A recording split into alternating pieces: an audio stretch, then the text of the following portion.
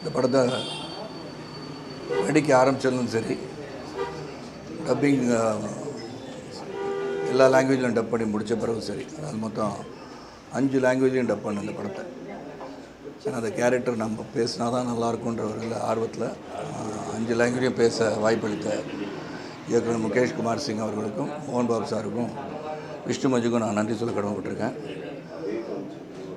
அதாவது இறை அருள், இறை பக்தி இதெல்லாம்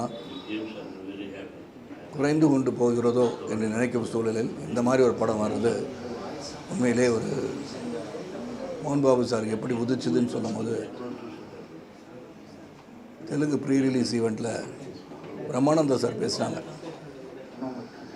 இறைவனே இறங்கி வந்து நீ இந்த படத்தை எடுக்க வேண்டும் என்று சொன்னார் என்று அவர் சொன்னார். உண்மையிலே எவ்வளோ படம் எடுக்கலாம். மோகன் பாபு சார் வந்து நிறையா படம் பண்ணியிருக்காங்க, என்ன படம் வேணால் எடுக்கலாம். இது ஒரு படத்தை மக்கள் வந்து ஆடியன்ஸ் வந்து சிவபக்தர்கள் மட்டுமல்ல, சிவர் மேலே பக்தி கொண்ட ஒரு கண்ணப்பா கதையை, கண்ணப்ப நாயனாரின் கதையை சொல்வது என்பது வந்து போய் சேருமான்னு கூட யோசிக்கல. அவர் முடிவு பண்ணிட்டார். அதே மாதிரி விஷ்ணு வந்து ஒரு பேக் ஸ்டோரி வேணும், கண்ணப்பாவுக்கு ஒரு பேக் ஸ்டோரி சொன்னால் எப்படி இருக்கும், இமேஜினரியாக சொன்னால் கூட அது இன்ட்ரெஸ்டிங்காக சொல்லணும்னு அவர் வந்து மெனக்கட்டு இயக்குனரோடு அமர்ந்து பேசி ஒரு சிறப்பாக கடைசி வந்து அவர் வந்து நடிப்பு இந்த படத்தில் மிகப்பெரிய அளவில் விஷ்ணு நடிச்சிருக்கான்னு சொல்லலாம். அதில் எல்லாருமே இந்த படத்தில் பார்த்திங்கன்னா எல்லாரோட பங்கீடு இருந்தாலும் இதை வந்து ரிஸ்க் எடுத்து நியூசிலாண்டில் வந்து 120 நாட்கள் மேலே போய் படப்பிடிப்பு நடத்துவது வந்து சாதாரண விஷயம் கிடையாது. இதை பார்க்கும்போது நான் வந்து டப்பிங்கில் பார்த்துருக்கேன், ஹைதராபாத்தில் தியேட்டரில் போய் படம் பார்த்தேன், இன்றைக்கி ரிவ்யூ தியேட்டரில் படம் பார்க்குறேன். நான் வந்து ஒரு 5-6 முறை பார்த்தாலும் இன்று பார்க்கும்போதும் அந்த உணர்வு, அந்த டிவோஷன் கடைசியில் வந்து சிவபக்தனாக மாறிய பிறகு இறைவனை பார்த்து கல்லென்று அழைத்தவர் இன்றைக்கும் உங்களை விட்டு நான் பிரிய மாட்டேன்னு சொல்கின்ற பக்தனாக மாறும்போது அந்த குழந்தைத்தனம் விஷ்ணுவிட்ட ரொம்ப சிறப்பாக இருந்துச்சு. அந்த தாண்டவம் ஆடுற மாதிரி ஒரு சந்தோஷ தாண்டவம் அதை பண்ணும். அந்த உண்மையிலே நமக்கெல்லாம் கண்கள் நீர் வர அளவுக்கு அந்த பர்ஃபார்மன்ஸும் சரி, அந்த வாயிலுங்கர் கண்களில் நீர் வரும்போது அது உண்மையிலே வாயிலிங்கம் எழுதுவது போல் ஒன்று உணர்வு ஏற்படுத்தியது.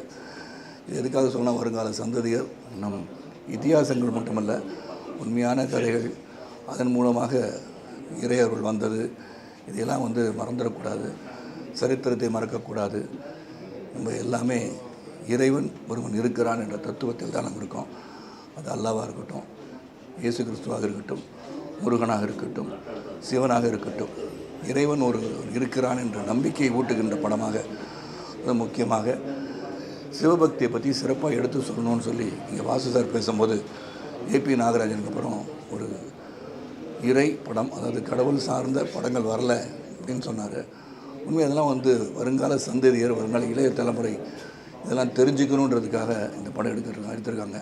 இதே போல் பல படங்கள் எடுத்து நம் கதைகளை, இதிகாசங்களை, நம் தேவர்களை, நம் கடவுள் எல்லாரையுமே சித்தரித்து படங்கள் எடுத்தால் இன்றைய சமுதாயம் அல்ல, இன்றைய சமூகம் அல்ல, நாளை தலைமுறையும் இறை பக்தியும் கூடினால்தான் நாம் எடுக்கின்ற முயற்சியில் வெற்றி பெற முடியும் என்ற எண்ணத்தை உருவாக்குகின்ற படமாக கண்ணப்பா உருவாகியிருக்கின்றது.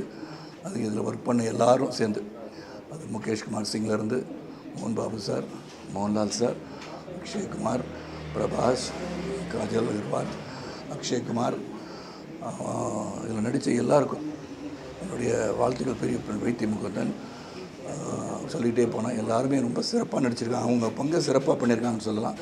அது இது போன்ற படங்கள் நீங்கள் அனைவரும் பார்க்க வேண்டும்.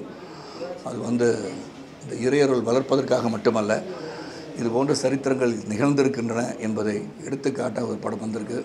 கண்டிப்பாக போய் பாருங்கள். அதை பார்க்குறது வந்து உங்கள் கையில் இருந்தாலும் இதை சென்று பாருங்கள் சொல்லும்போது உண்மையிலேயே பரவசமோடு உண்மையாக உள்ளத்தின் அடித்தளத்திலிருந்து இது போன்ற முயற்சிகளை நாம் வரவேற்க வேண்டும், ஆதரிக்க வேண்டும் கேட்டுக்கொண்டு விடைபெறுகின்றேன். நன்றி, வணக்கம்.